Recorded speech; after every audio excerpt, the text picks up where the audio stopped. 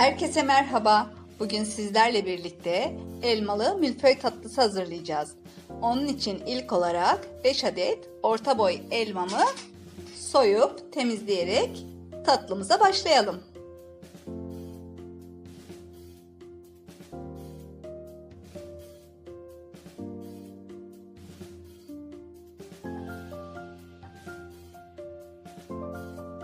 Soyup temizlemiş olduğum elmaları rendenin kalın tarafıyla rendeliyorum.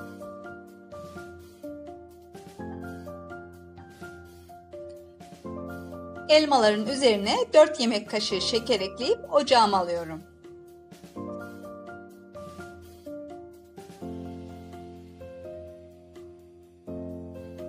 Suyunu salıp çeken elmaların üzerine 1 çay kaşığı tarçın ekliyorum. Yine damak zevkinize göre artırıp ya da azaltabilirsiniz. 1 çay bardağı iri kıyılmış cevizi de ekleyerek hemen bir harmanlıyorum. Daha sonra soğuması için kenara alıyorum.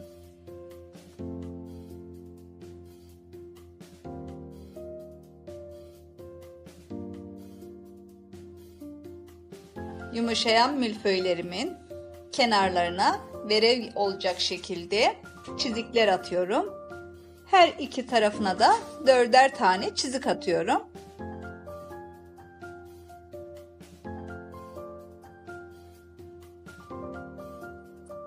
Hala bana abone değilseniz bu videodan sonra abone olarak destek verebilirsiniz. Evet, iki tarafının da çiziklerini attıktan sonra orta kısmına elmalı harcımdan yerleştiriyorum.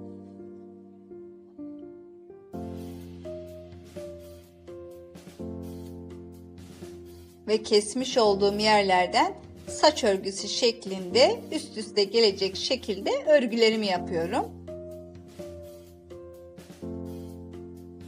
Böylelikle tatlımızın formunu veriyoruz.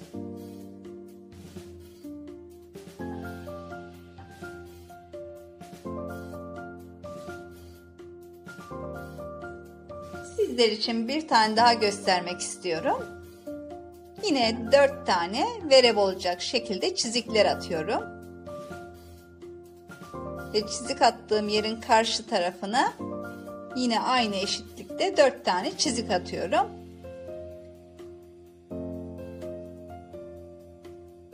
Daha sonra yine elmalı harcımdan ortasına yerleştiriyorum.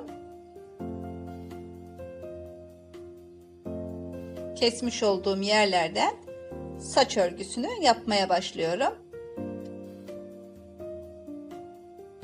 Videolarımı paylaşmayı, beğeni ve yorumlarını eksik etmezseniz beni çok mutlu edersiniz. Ve sonra yağlı kağıt serdiğim tepsime milföylerimi diziyorum.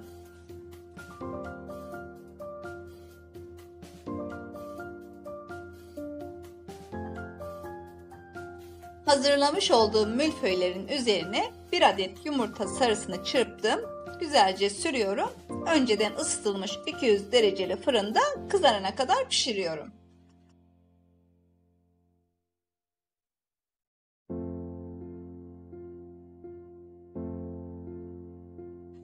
Fırından çıkan tatlılarımızın ilk sıcağı çıktıktan sonra pudra şekeri serpiştirip servis tabağına alıyoruz.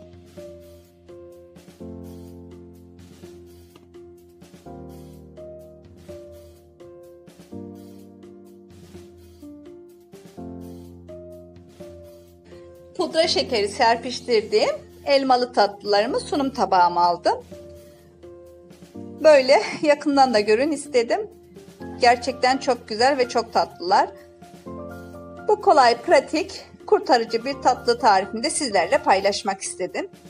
Şöyle hemen bir tanesini kesmek istiyorum. Gerçekten bu tatlıyı kurtarıcı olarak yapıyoruz ama gerçekten çok lezzetli. Evet, elması da içinde gayet bol. Bu arada bana destek veren herkese tekrar teşekkür ediyorum. Videolarımı paylaşıp Beğeni ve yorumlarınızla desteklerinizi bekliyorum. Hoşça kalın.